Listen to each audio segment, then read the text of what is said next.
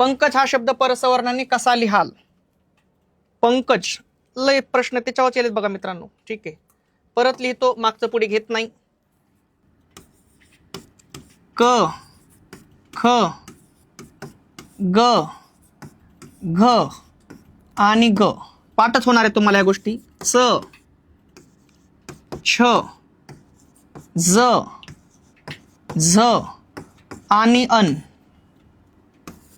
ट ठ ड ढ आणि न बाणाचा.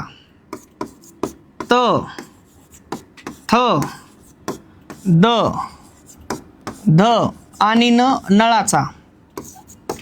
प फ ब भ आणि म मगरीचा.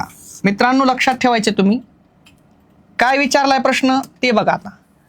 पंकज पंकज हा शब्द परसवर्णाने कसा लिहाल म्हणते.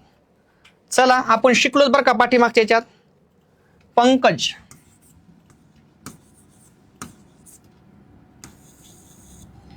पंकज या शब्दाला परसवर्णाने लिहायचंय. आपण पाठीमागच्या याच्यात शिकलोय, बघितलं जर असलं तर तुम्ही. प जशास तसा. या प च्या पुढं या स्पर्श व्यंजनापैकी कोण दिसायले तुम्हाला? क दिसायले. कुठे क? हे इथं क. मग याच्यातलं शेवटचा अनुनासिक कोणता आहे? क ख ग घ. ग घेणार मी, जशास तसं ग. हे ग. आणि पुढील क जशास तसा आणि ज. पंकज. याला काय म्हणतात? हे अनुस्वार काढणार परसवर्णाने लिहिला. बरोबर आहे. अनुस्वाराला परसवर्ण वापरून लिहिणे.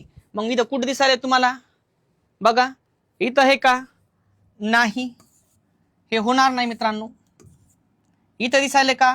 नाही, पण तिथं काही कळत नाही, परीक्षेत लोड येते माणसा. ठीक आहे, इथं तर दुसराच कार्यक्रम केलाय, हे बी होणार नाही. ऑप्शन नंबर येईल मित्रांनो सरळ सरळ ऑप्शन नंबर 2 पंकज. बघा क बी आहे आणि ग पण आहे, डॉट बी आहे, पंकज. Option number 2.